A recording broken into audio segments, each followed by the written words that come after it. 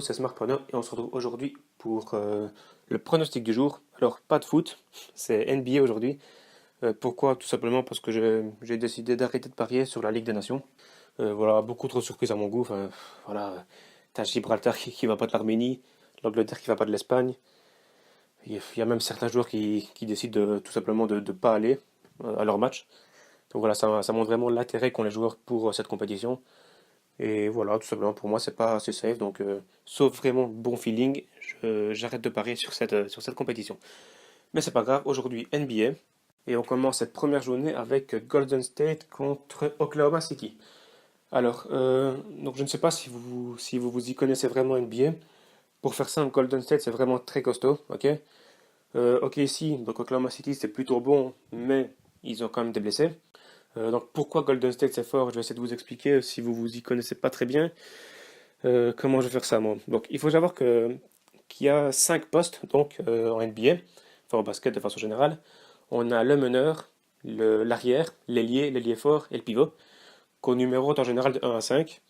Donc, quand on parle, on va dire par exemple Stephen Curry joue en 1, Kevin Durant joue en 3, LeBron James joue en 4, je ne sais pas moi, Joel Embiid joue en 5, James Harden joue en 2, etc. C'est comme ça qu'on parle en NBA. Et donc à chacun des postes, il y a vraiment de bons joueurs. Par exemple, en 1, donc il y a, comme je l'ai dit, Stephen Curry, mais il y a aussi par exemple Chris Paul, il y a Westbrook, il y a Irving. Au poste 2, tu as Harden des Houston, tu as DeRozan des Spurs, je ne sais pas, tu as Oladipo des Pacers. Au poste 3, tu as Paul George, tu as Kawhi Leonard. Au poste 4, tu as LeBron James des Lakers, tu as Giannis des Bucks. Au poste 5, comme je l'ai dit, tu as Embiid des Sixers, tu as Anthony Davis des Pelicans. Enfin, à chaque poste, on a beaucoup de joueurs. Enfin, on a de très bons joueurs. Mais c'est très rare que pour une équipe, à chacun de ces postes, il y a un bon joueur. Par exemple, chez les Lakers, t'as LeBron James qui est bon. Chez les Pelicans, t'as Anthony Davis qui est bon. Euh, je ne sais pas, moi, chez OKC, justement, t'as Westbrook qui est bon. Mais là, chez Golden State, c'est vraiment à chacun de ces postes qu'il y a un bon joueur. Et c'est pour ça que Golden State, à mon avis, devrait gagner la saison. Et est sur moi la meilleure équipe de l'histoire, pour moi, de la NBA. Et d'ailleurs, on peut voir dans mes paris long terme, enfin c'est sur mon site, j'ai mis tout simplement 900 € sur la victoire de Golden State. Donc voilà, en gros, Golden State c'est vraiment très très costaud. Et ok, si ça se défend, mais en plus ils ont des blessés, c'est à l'extérieur. Donc voilà, mon pari va être OKC OKC. Golden State moins 9 tout simplement. Donc pour ceux qui s'y connaissent un petit peu plus, pourquoi je fais ça? Tout simplement, Russell Westbrook est absent, ils vont mettre Dennis Schroeder en face, ils auront Stephen Curry. Ça va être très compliqué. Je pense pas que Dennis Schroeder devrait gêner vraiment Stephen Curry, hein. Il est vraiment trop fort. En 2, tu as Klay Thompson pour Golden State. En face, du coup, tu as Robertson qui est blessé. Donc, ils vont mettre, à mon avis, je sais pas. Moi, je mettrais Terence Ferguson. Mais d'après les pré-saisons, ils vont plus se pencher sur. Enfin, ils vont plus préférer Hamidou Diallo, qui a fait en soi une très bonne pré-saison. Donc, je comprends tout à fait ce choix. Mais face à Klay Thompson, ça va rien changer. Il va pas du tout être gêné par ce type de joueur. En 3, match très intéressant entre KD et Paul George.